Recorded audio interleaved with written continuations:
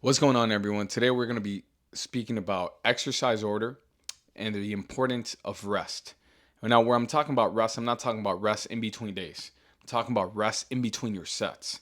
I think a lot of us have the understanding of exercise needs sets and reps. Everyone knows this. But are you really paying attention to your rest? Are you paying attention to how long you're taking in between sets? Are you paying attention to how you're implementing these types of training? I think this is all important and this is something that can be often overlooked when you're training.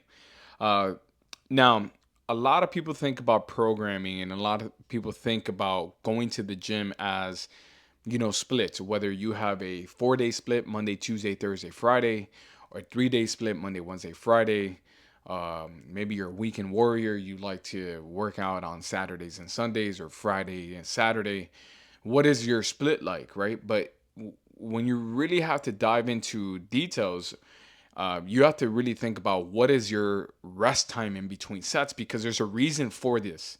There's a reason why us as coaches, professionals, trainers, we are so meticulous about the little details because they really allow us to target things that we want to focus on, opposed to just saying, let's just go into it and attack it. I like to think about it this way, right? The same way you can have chicken, you can cook chicken in many different ways, right?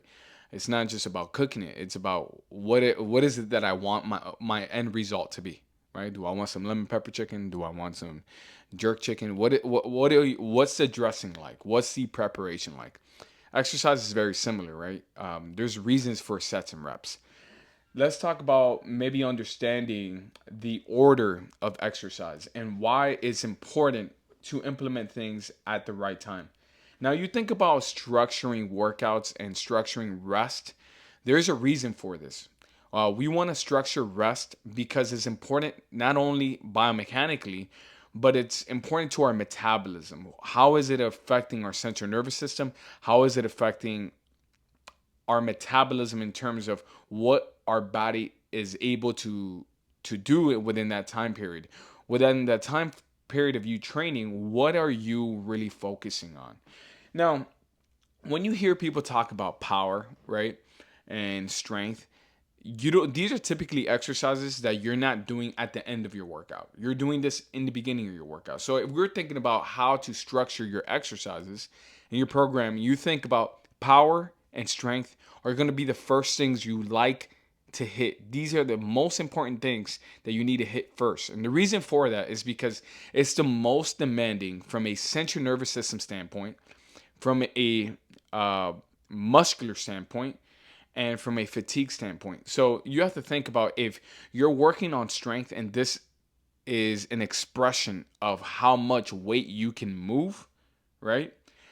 This is not something you can do when you're under fatigue, right? So you have to think about when are you going to incorporate this. It's important that you always have it at the top and as a priority of your workout, because implementing this at the wrong time, it leads to false results, right? Because you can be implementing at a time where you are not really allowing yourself to, set up for success in that sense. Because there might be one day that you maybe feel strong later towards your workout, but that's because maybe you got a good night's sleep, right? Your central nervous system is, in that sense, not as taxed as it could be another day.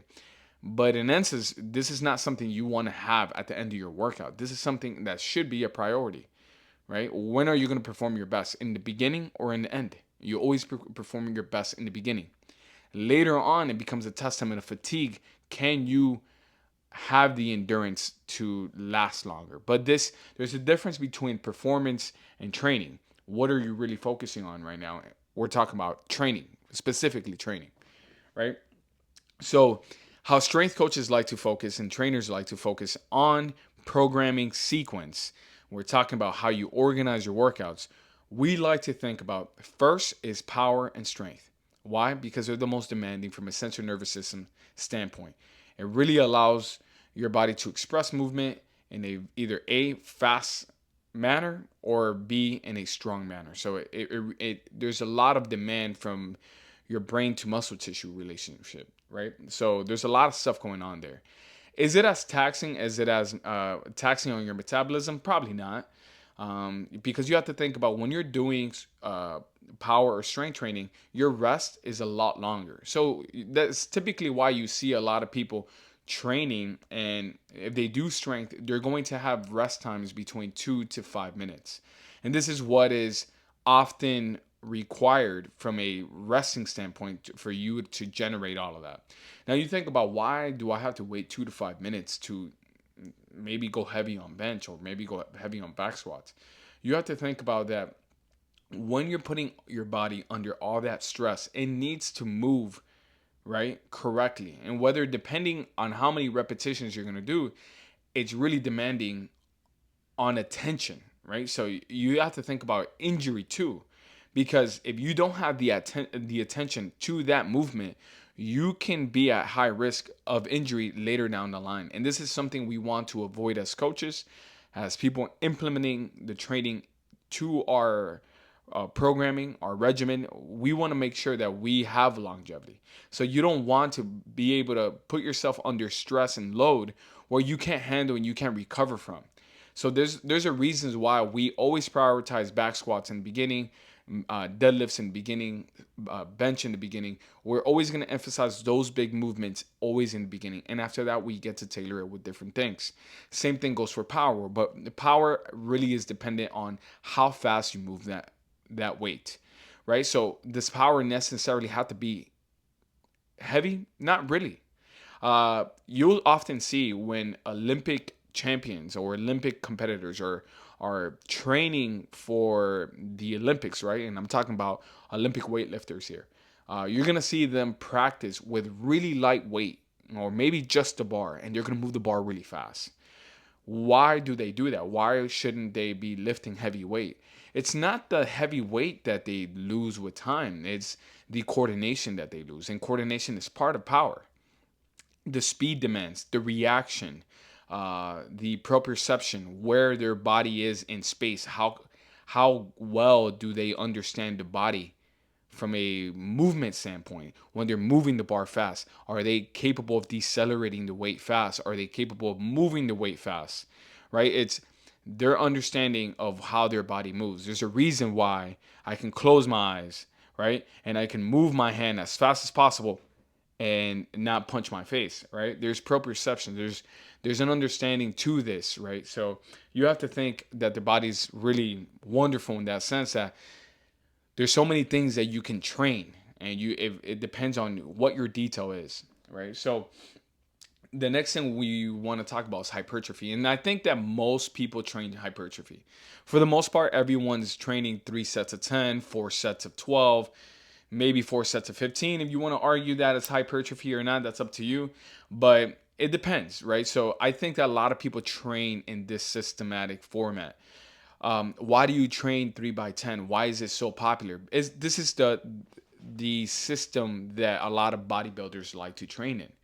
And the reason for that is because when you're training this, and when your focus is growing muscle tissue, you have to do a lot more repetitions, right? So that's why you get more volume, right? If you go 3 by 10, that's 30 repetitions, and you could do that relatively fast.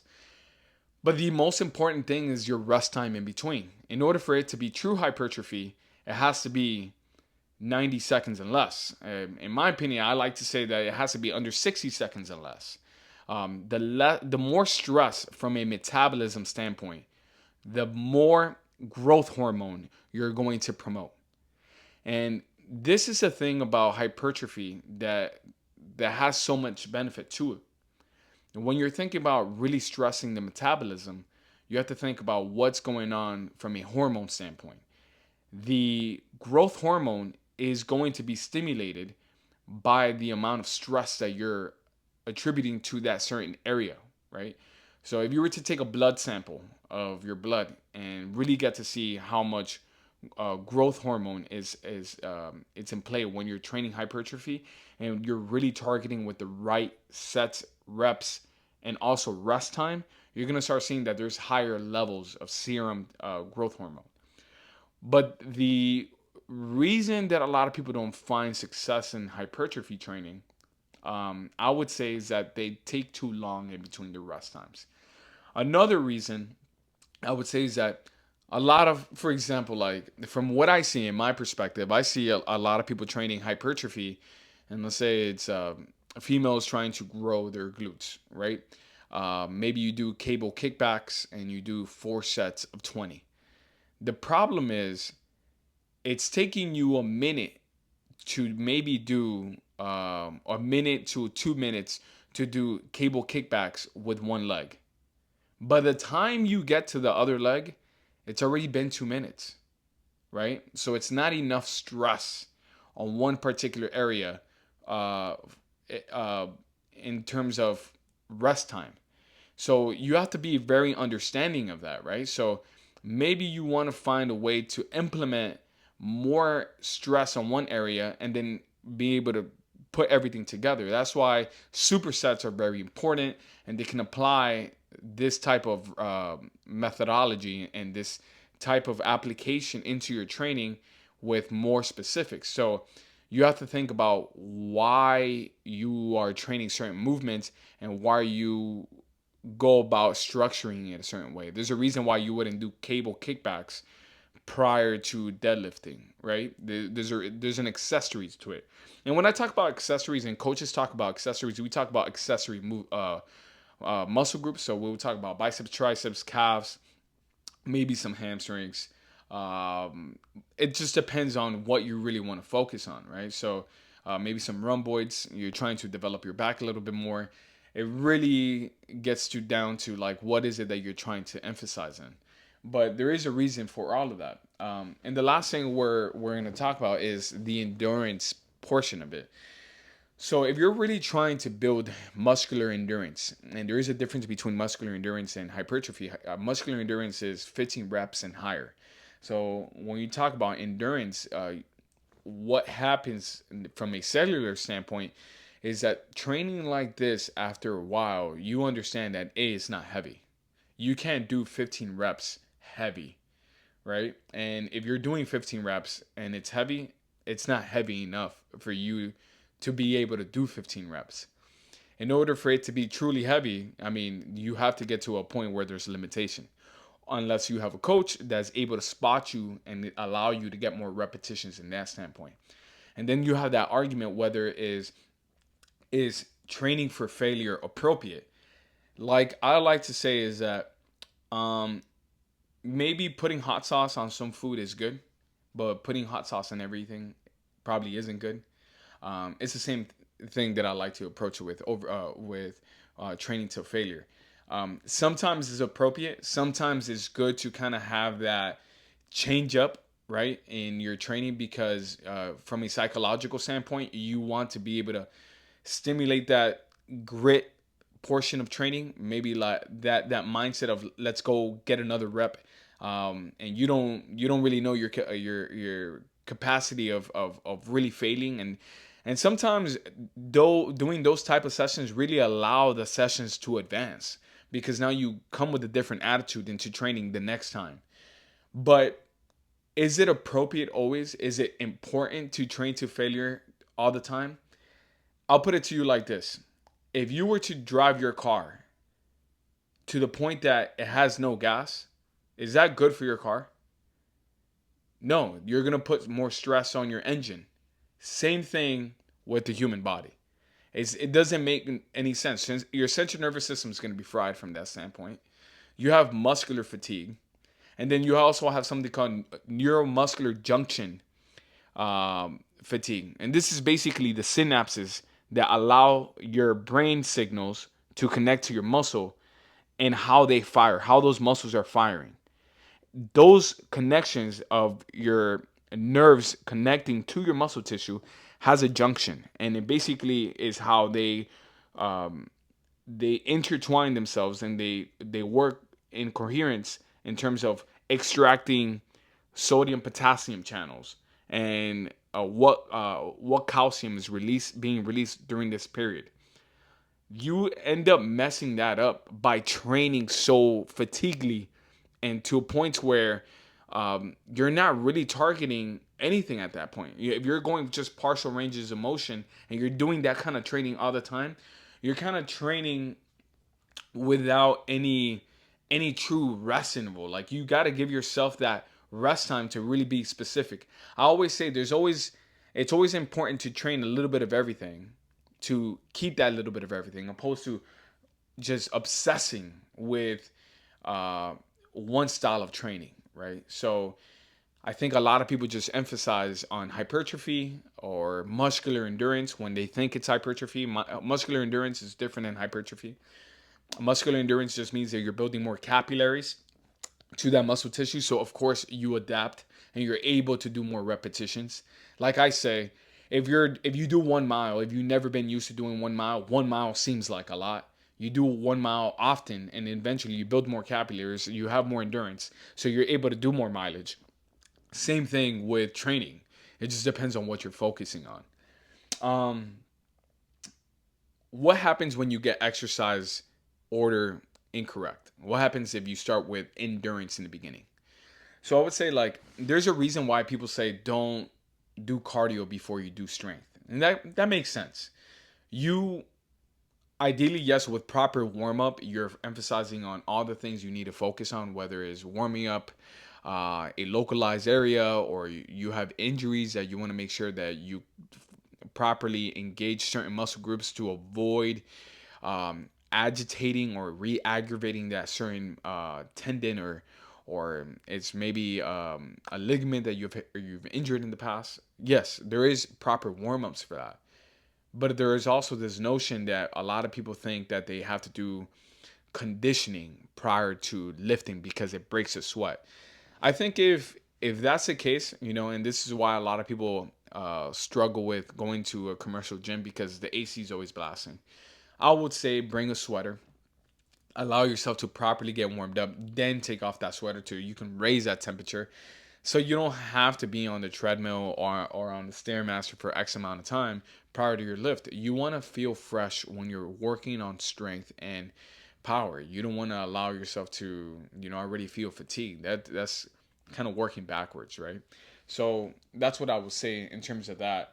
Um, Another thing that can be happening also too is if you're a little bit too tired or you warm up too heavily in the beginning, your technique and your performance might be feeling low, right? Or your technique might be down.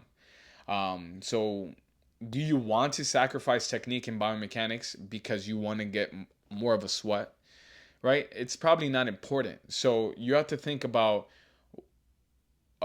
these factors and what happens in terms of your recovery and how you implement your recovery into your training. I think my biggest takeaway from this is that there is specifics when you're trying to train, and there's reasons why we do certain things, and this is why coaches program certain things, and they ask you how did that feel. Maybe let's try another rep or let's do another set at this weight. And there's a reason why they're telling you that. Like me personally, I like to tell my clients, hey, let's try another set at this weight and to see how that feels. Because from a lot of times, like I'm trying to work strength with somebody and they do a certain weight, whether it's back squats or bench or deadlift or whatever it is, and they do the first set and they're like, man, that was pretty hard. And like I tell them, I'm like, you have to let your body adapt to whether that was really hard because you weren't moving it as fast, so your movement efficiency wasn't really well, or it felt really heavy because you're fatigued. So a lot of times it takes us longer to warm up. So what I like to do is implement maybe another set. Let's slow it down. Let's work on tempo. Let's go work the eccentric slower. So maybe let's go a 3 on the negative. So let's go 3, 2, 1. Let's pause for 2 seconds and let's work 1 coming up. So we're going to work on a little bit faster coming up. So all those little micro details allow us to get a better feedback to say like, okay, you know what? I can emphasize on that a little bit more, and that's a little bit more appropriate for what I'm trying to do. Again, so I want to ask you is how are you structuring your workouts? What is it that you're trying to do? If you're trying to work on strength, you can implement strength, but don't forget and don't neglect all the other things that you can come into it. The ideal structure I'm giving to you here, right, for you to understand. Your ideal structure is to get your warm up. Your warm up should always be targeting on things that are maybe deficient to you. And everyone has a deficiency. We don't want to be symmetrical. We don't want to be perfect in the sense of how we are from a strength standpoint to a stability standpoint. There's always going to be little tweaks that we need to focus on, right? We're perfectly asymmetrical in that sense. But in the beginning, you always want to work on a deficiency. Your deficiency maybe might be that you don't have big enough, you don't have big toe extension, right? So you work in shoes all day. You don't get to have the ability to stretch the bottom of your foot, and because of that, you're dealing with some plantar fasciitis, and maybe you have a tight soleus, and your calf is feeling really tight. So when you do squats, you feel like you're leaning forward because your calves aren't as flexible. That tissue is not as elastic. So what should we work on? We should work on some mobility in terms of big toe mobility. We should probably warm up the calves by doing some calf raises, then stretching the calves, maybe implementing a little bit of jumps, right? Some plyometrics just to get the calf to be a little bit more elastic, right? Look how I'm thinking. I'm thinking slow, then fast. That's how I'm thinking. I'm thinking, what do I need to work with this individual? And then how can I progress them, right? Then when I get them into their exercises, I can maybe superset what I want from them was something that they need. So I'd like to do supersets because I get the wants and needs. I get what I want. Maybe them getting stronger. So maybe I want them on a back squat. I want them maybe on a deadlift getting stronger. And I superset that what they need. And what the need would be working on the deficiency. Maybe when they do the deadlift, they sometimes don't engage their lats the way I wanted to. So what I'm gonna do is I'm gonna set up bands so I can do lat pull downs. So when they get back into that deadlift position, their lats are now fired up and they're activated to be able to move that better, right? So we talk about synchronicity rate, or we talk about targeting specific muscle groups that are going to help aid that other muscle group. Even if it's not specifically working with legs, we're still working on the structural components of posture and how does posture implement itself in training.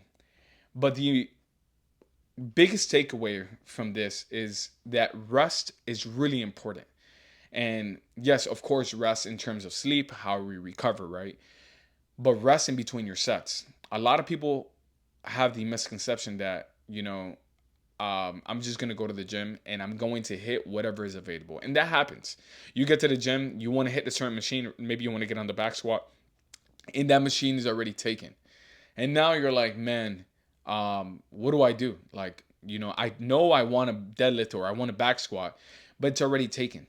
So what I would recommend is warm up a little bit longer, right? Warm up a little bit longer and understand that you're not going to get yourself too fatigued to that portion.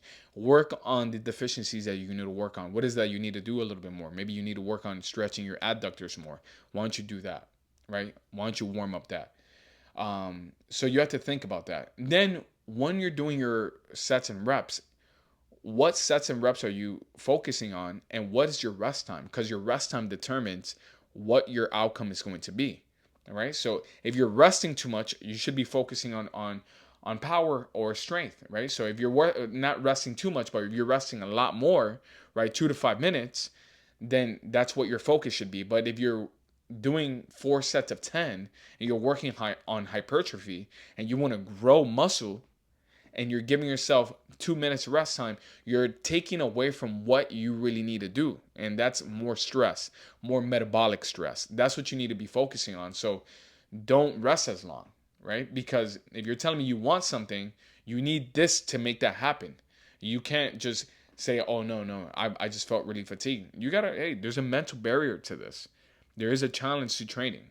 So get after it, right? So there's all these understandings of different focuses with why we need to rest and what is appropriate. You want to know why they say you shouldn't go past 5 minutes with your rest. This is something what us coaches and exercise professionals call the junk zone. The junk zone basically is, right? Let's say you see this all the time. You probably go to the gym. You see someone on the bench. Maybe they see a friend. That friend sees another friend. Now it's three of them talking. They do one set of bench press. They spend another 10 minutes talking, and they do another set of bench press. At that point, you should might as well have gone home.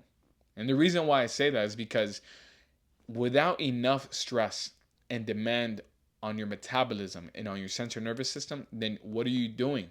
You're spending too much time recovering.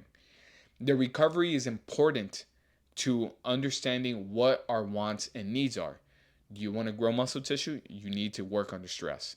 You want to get stronger? You need to give yourself a little more rest time, but you still need to stress your body to work either faster or stronger, right? If you want to work on your conditioning, you minimize the rest time, you work a little bit more, and you make sure you focus on your recovery, right? And maybe that's 1 minute to 20 seconds rest, which is extremely hard if you like to work on intervals. But there's key takeaways here. You can't achieve your goals without knowing what your goals are. When you go to the gym, understand what is it that I'm trying to emphasize on, what muscle groups am I trying to target, and how do I bring everything together? Because it's part of the training.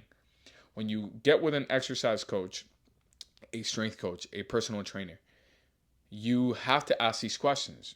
And don't be afraid to ask your coaches, why are we doing this? And what do you think about implementing X, Y, and Z? Right?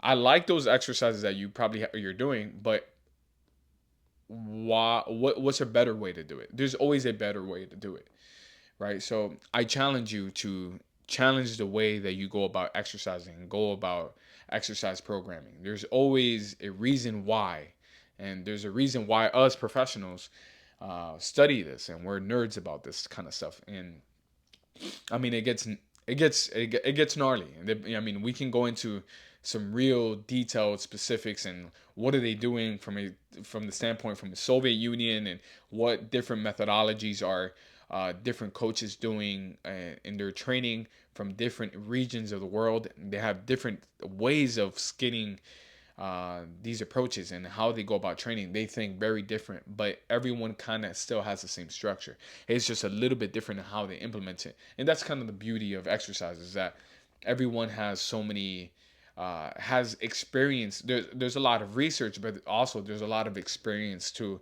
just knowing what feels good and what is appropriate at what time.